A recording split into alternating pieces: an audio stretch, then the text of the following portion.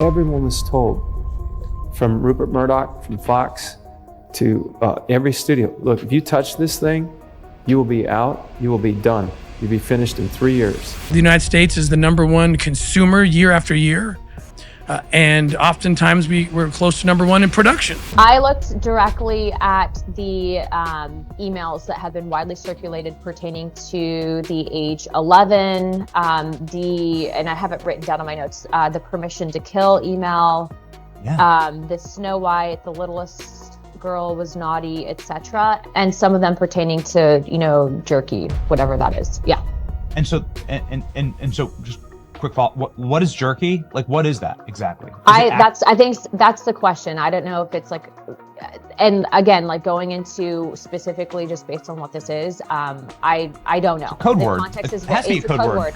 Nobody It's a talks code about word, jerky and like it's this. weird. You just heard a Hollywood blacklist threat. You just heard a federal agent describe America as the world's top consumer of child exploitation material. And you just heard a sitting member of Congress read coded emails from Jeffrey Epstein's files out loud on the congressional record and say she doesn't know what jerky means in that context, but nobody talks like that. These aren't conspiracy forums. These aren't anonymous sources. These are documented, recorded, verifiable statements. But here's what nobody is connecting. The same network that buried a film about rescuing children. The same name that appears in Epstein's documents 5 separate times. The same woman who put a convicted predator in front of millions of viewers and called him a healer. These aren't separate stories. They're one story. And it starts with a man who got struck by lightning, literally, and still didn't stop. Jim Caviezel is not the kind of person who walks away from things. When Mel Gibson cast him as Jesus Christ in The Passion of the Christ, Caviezel didn't research the role from a trailer. He endured hypothermia on set. He had open heart surgery mid-production. And in one of the most documented freak accidents in Hollywood history, he was struck by lightning while hanging on the cross. Literally struck by lightning. I went through hypothermia.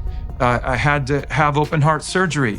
I was electrocuted, struck by lightning. I understand the necessity of what I was going to have to go through could help bring people back to God. That film made over $600 million. It opened every door in Hollywood for Caviezel. And then he made a choice that closed all of them. He said yes to Sound of Freedom. The film is based on the real story of Tim Ballard, a 12-year veteran of Homeland Security investigations who worked child sex crimes, who ran undercover operations across South America, the Caribbean, and West Africa, who looked at material most human beings couldn't endure for 12 minutes, and did it for over a decade. When Ballard finally quit his government career and founded his own rescue operation, the film that told that story was already complete, already in the can, already ready for distribution, and nothing happened. Major studios sat on it, not for months, for 5 years. And they've done everything they could to stop it, as they did this with The Passion of the Christ. Think about what that means structurally. A film about rescuing children from sex trafficking networks. A film based on a real federal agent. A film with documented, verifiable operations at its foundation. And the institutional response from the most powerful entertainment companies on earth was bury it. Caviezel was explicit in interviews about who was involved in that resistance. Not vague shadow figures. Powerful, named people with the kind of media reach that can make a story disappear before it starts. People in Oprah Winfrey and Tyler Perry's orbit. People connected to every major distribution network in the country. When Sound of Freedom finally reached theaters independently through Angel Studios, without a single major studio behind it, something happened that nobody in the industry expected. The people showed up. We're selling out right now.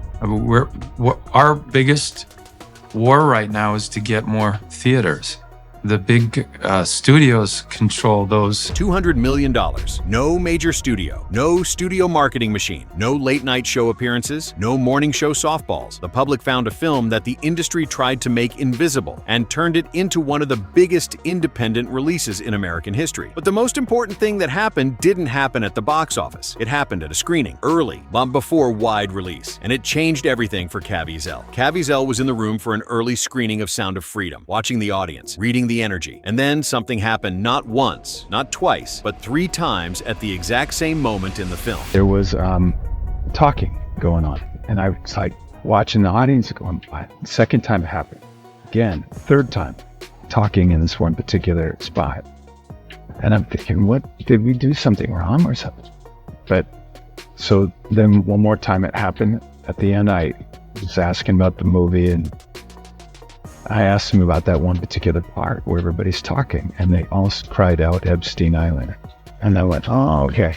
Now I understand what we're up against. The audience wasn't confused. They weren't distracted. They were watching a film about child trafficking rings operating on private islands, and without prompting, they made the connection to the most documented real-world example in modern history, Jeffrey Epstein's island, Little St. James. And they weren't wrong to make it, because Tim Ballard wasn't working in a vacuum. He spent 12 years as a federal agent watching the architecture of these networks, how they move children, how they hide transactions, and how they use islands and private estates and luxury travel to create geography that insulates the people at the top from the operations at the bottom. There's close to 6 million children or more who are forced into sex slavery, labor slavery, or organ harvesting.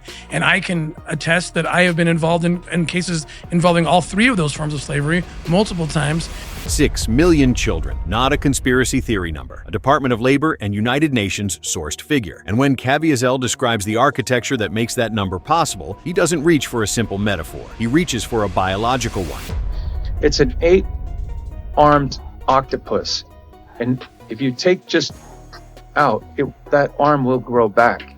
You have to take the head. One arm goes down, another grows. The machine protects itself, not through conspiracy in the cinematic sense, through complicity, through proximity, through the kind of social architecture that makes a predator look safe because the right person is standing next to him. Which brings us to the files. In 2024 and into 2025, the Epstein court documents began to unseal, not in the way the public might have hoped, not a single dramatic release, but gradually, in chunks, in waves of names and dates and emails and flight logs that landed in legal databases and spread across the internet faster than any legal team could contain. What came out of those documents wasn't just names, it was patterns. Start with the communication methods. Investigators and journalists flagged a recurring system in Epstein's correspondence, a method designed specifically to evade electronic surveillance. Not encrypted messages, not deleted texts, something simpler and more untraceable. They don't hit send, but they have the password for multiple emails, and they'll just go in, get the message, and then never open or close it, so it's impossible basically to track. It's just like a draft. Shared accounts, draft folders, messages that exist but are never sent, never transmitted, just sitting in an inbox for whoever has the password to read and close. No record of exchange, no metadata trail, no timestamps of transmission. A system designed so that the communication exists, but legally there is no communication. And then there's the language inside those communications. Researchers, journalists, and now members of Congress have flagged repeated use of terminology in Epstein's correspondence that mirrors patterns identified in FBI databases of coded language used in trafficking networks. Words that appear in contextually impossible ways. Words like jerky.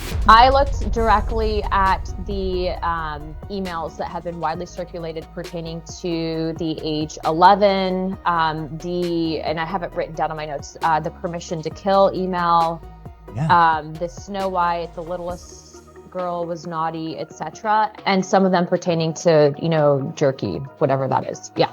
And so just quick follow. What is jerky? Like, what is that exactly? I think that's the question. I don't know if it's like, and again, like going into specifically just based on what this is, I don't know. It's a code the word. Context is it has to be a code word. Nobody talks about jerky like this. Weird. Yeah, it's a code word and it's weird. This is not a fringe commentator reading into ambiguous language. This is a sitting United States Congresswoman on the congressional record reviewing unredacted files. And saying out loud that she does not know what these emails mean, but she knows they don't mean what they say. And the emails referencing age 11, the permission to kill email, the Snow White references. These are not isolated anomalies. These are a pattern that repeats across the documents. Now let's talk about the border, because this is where the abstract becomes visceral. In the last 2 years, approximately 85,000 unaccompanied minors crossed the southern border of the United States. No verified sponsors, no background checks, no DNA confirmation. Children, some of them under 5 years old, processed and released into a country with no confirmed safe destination. When 85,000 children had crossed the border this last year and disappeared. Where did they disappear to? Where did they go? The Joe Rogan podcast team investigated this. They found a U.S. Marshals report 72 missing children rescued across Indiana, in Iowa, Ohio, and Georgia in just a few weeks. 72 children. 72 missing children rescued. Yes. And it was a blip in the news. Like, meanwhile, I saw 1,000 articles on how mean Ellen is. 72 children rescued by federal marshals, and it registered as a blip. Tim Ballard was asked about the media silence by Jordan Peterson. His answer had two parts, two readings, one charitable, one not. And that not charitable reading people with the power to suppress stories, who are suppressing stories because they are involved, is exactly what Jim Caviezel has been saying for years about one specific name. Oprah Winfrey's name appears in the Epstein documents 5 times. Her defenders, and she has many, will say that appearing in documents is not guilt, that proximity is not participation, that a name in a file is not a conviction. And legally, they're right. But Jim Caviezel isn't making a legal argument. He's mapping a pattern. And when you lay that pattern out in sequence, something becomes very difficult to explain away. Let's start with Harvey Weinstein. Weinstein is now serving 16 years in federal prison. Before his exposure, he was Hollywood royalty, and Oprah Winfrey was his companion at industry events for decades, photographed with him, attending his parties, giving him access to the most exclusive social circles in entertainment. But the issue isn't the friendship itself. The issue is the mechanism it created. She met Harvey with Oprah. With Oprah. With Oprah.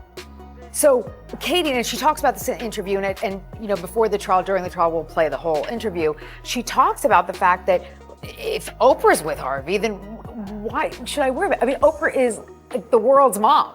Who is not going to trust the person who's next to Oprah? The world's mom. That phrase sits in the middle of this entire story like a stone, because the power Oprah has built over 40 years is fundamentally a trust apparatus. She decides who is safe. She decides who is worthy. She decides who gets the signal, consciously or not, that says this person is okay to go with. And in this specific case, a young actress walked toward a predator because Oprah was on his arm. He was with Naomi Campbell. He had Oprah Winfrey there with him, who entered the room and was swinging off his arm and just seemed like a very dear friend. And these, like Oprah, Naomi, Rita, and Georgina, they all sat at his table. And for me, you know, meeting Oprah was like, oh my God, like I would have thought that I would have to be someone who's established, who everyone would have had to know about before I was privileged enough to meet someone like Oprah. So that gave me so much confidence in him at the time when he approached me. She walked toward Harvey Weinstein because Oprah Winfrey was on his arm. After Weinstein's exposure, Oprah did not retreat. She advanced. She stood at the Golden Globes and gave a speech about believing survivors. She became a face of the Me Too movement. The same woman who had attended his events for decades now positioned herself as the person who was going to fix the problem. Singer Seal responded publicly, posting photos of Oprah and Weinstein together with a caption that described someone who had been part of the problem for decades suddenly being presented as the solution. Oprah never responded. Now let's talk about John of God. These are entities. They don't have any form. They're just these spirits that enter his body. It's been going on for 40 years. John of God, real name João Teixeira de Faria, was a Brazilian faith healer Oprah promoted across multiple episodes of her show. She gave him a global platform. She presented him to her audience as a legitimate healer. Years later, he was exposed as a serial predator who had assaulted dozens of women. He is now serving years in prison. Oprah issued a statement expressing sadness. Patterns that investigators said were not difficult to find got a global platform through her show. Then there's Diddy. Oprah was a fixture at Sean Combs's events. The same circles now under federal investigation. The same gatherings that witnesses are now describing in disturbing detail in legal filings. And the pattern around her connection to those events follows the same shape every single time. Proximity, validation, silence, rebrand, philanthropy. You Harvey Weinstein, 30 years of proximity and validation. Then the Me Too speech. John of God, global platform. Then a sadness statement. Diddy, years of presence at his events. Then public distance. Epstein, 5 appearances in the documents. Then silence. And then there's the school. In 2007, Oprah opened the Oprah Winfrey Leadership Academy for Girls in South Africa, intended for underprivileged girls, presented as her signature philanthropic achievement. The press coverage was overwhelmingly celebratory. Shortly after opening, a dormitory matron named Virginia Makopo was arrested and charged with 14 counts of indecent acts against students. Oprah publicly stated she was shaken to her core. Makopo filed a defamation lawsuit, claiming Oprah's statements unfairly suggested she was covering up wrongdoing. The case was settled settled out of court. No terms were made public. Makopa was eventually acquitted of all 14 charges, the result of contradictions in witness testimony. Not a dollar has been wasted. Beyond the legal case, people connected to the school have reported ongoing questions about girls who cannot be accounted for. Oprah has never commissioned an independent investigation. She has never provided a public accounting. She has the resources to do both. She has chosen silence. That choice is itself a statement. This is what Caviezel means when he uses the word gatekeeper. Not that Oprah is pulling operational levers, but that the machinery of cultural power she has built over 4 decades creates a perimeter, a zone of protection, where stories don't go because journalists understand what the cost of going there would be. The suppression isn't violent. It's economic. It's social. It's the quiet understanding passed between reporters, between editors, between producers that certain stories are simply not worth the professional destruction that follows. And that understanding is the most powerful protection a gatekeeper can have. One of the most important things Jordan Peterson contributed to this conversation in his interview with Tim Ballard and Jim Caviezel was a warning about how we think about perpetrators. The natural human response to hearing about child at this scale is to say, these people are monsters. They are not like us. And Peterson's point, drawing on decades of psychological research, is that this response, while understandable, is also the response that allows the machine to keep running. You don't get to the point where you're watching pornographic videos of children being raped without hundreds or even thousands of hours of increasingly demented voluntary fantasy. And that's that allowing the spirit of sin that would otherwise crouch on your doorstep to enter your house and have its way with you, right? It's like a collaborative venture with Satan himself. No one wakes up a monster. They arrive there through thousands of small decisions, thousands of small rationalizations, each one a little darker than the last. And the people running these networks understand that psychology and use it. Grooming isn't only something that happens to children. It happens to adults who are brought into these circles gradually step by step until they are too compromised to leave. Tim Ballard described sitting across interrogation tables from people who operated inside these networks. And they're speaking to me about children almost like they're talking about, the weather, or, talking about buying and selling children like you talk about buying and selling computer parts or an automobile or something. And that's where I thought, something has taken over you. Something non-human has made you less human. Educators, lawyers, law enforcement, clergy, not monsters. People who arrive there through choices. And once you understand that mechanism, once you understand how these networks use complicity as a binding agent, the question about Oprah Winfrey stops being a simple one. Because the question isn't whether she is a monster. The question is whether proximity, over decades to people who were, made her something she chose not to examine. Tim Ballard has been in this work for over 12 years, but there was a first. The very first image I saw were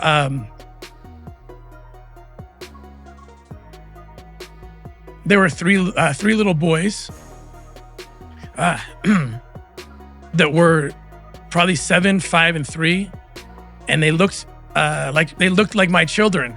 They had they had blonde hair, blue eyes, and they were being just raped, these 3 little boys, by this pedophile. And I was so shocked. I fell to my knees. I dry heaved, thinking I was going to throw up into the wastebasket. I jumped into my car.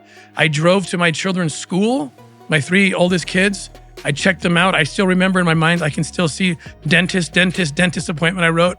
And I grabbed them. I took them home and just sobbed on the floor. That was his first day. He stayed for 12 years. And when he describes what kept him there through everything he saw, everything he processed, everything he carried home, it comes back to a conversation with his wife. 2 questions she asked him to hold in his mind. Then she says, close your eyes. And you're with your maker. You've passed through this life and you're talking to your maker. And he has 2 questions for you. 1, could you have saved the kids? And 2, did you do it? That's your interview. Could you have saved them? Did you do it? That question is not only for Tim Ballard. Caviezel has made that explicit at every conference, in every interview, in every venue that will have him. The question is for everyone who now knows what's in the files. Everyone who now knows what investigators have seen. Everyone who now knows what a federal agent gave up his pension, his career, and his safety to fight. Jim Caviezel has been saying at conference after conference, in front of crowds of people paying attention to the Epstein fallout, that something is shifting. He calls it the event. He positions the unsealing of the Epstein documents not as an ending, but as a trigger, the last domino before a cascade. And I believe it's going to move a lot of whistleblowers to come forward, but not one And the hundreds, maybe thousands of them worldwide start coming forward and telling the truth of what's really going on. Hundreds, thousands worldwide. And here is what gives that claim actual structural weight beyond Caviezel's spiritual framing. Now, the dam isn't broken, but it is cracking. Women who were trafficked through Epstein's network are coming forward with legal filings. Associates are being charged. A congresswoman is standing on record reading coded emails and saying publicly that she doesn't understand why anyone talks about beef jerky this way. A film about saving children buried for 5 years by every major studio made $200 million the moment it reached the public. America right now and the world, when they see this, they're being reawakened because the media has lied too many times. And this is the strand that broke the camel's back. The strand that broke the camel's back. But here's what Tim Ballard said that may be the most chilling thing in any of this material. It isn't about the evil operating in the shadows. I used to think I might be out of a job because we eradicated human trafficking. I am now thinking I might be out of a job because the very laws that protect children and allow us to go after their captors are being and will be decaying and eroded with this crazy culture that is taking children in the name of liberating them and in fact is enslaving them. Those events are now the subject of federal investigation. Her school in South Africa produced a scandal that was settled out of court with sealed terms. And through all of it, the pattern is identical. Proximity, validation, silence, rebrand, philanthropy. Jim Caviezel didn't just make a movie. He became a target. He got attacked. He got dismissed. He got labeled a conspiracy theorist by the same media ecosystem that spent years printing Harvey Weinstein's name on award season invitations. And when the Epstein documents unsealed, Oprah Winfrey's name was in them 5 times, and she went quiet. You know what's in the files now. You know what investigators have seen. You know what a federal agent gave up everything to fight. The question Tim Ballard's wife asked him, the one that kept him in the field for 12 years, is the question this video is now asking you. Could you have done something with this information? Did you? Share this. Research the Epstein documents yourself. They are public record. Support organizations working on the ground. Pay attention to child protection legislation in your state. And the next time someone calls this a conspiracy theory, ask them why a sitting congresswoman is reading coded emails about beef jerky on the congressional record. Ask them why 85,000 unaccompanied children are unaccounted for. Ask them why a film about saving children was blocked by every major studio for 5 years. The answers are not in the shadows anymore. They're in the files.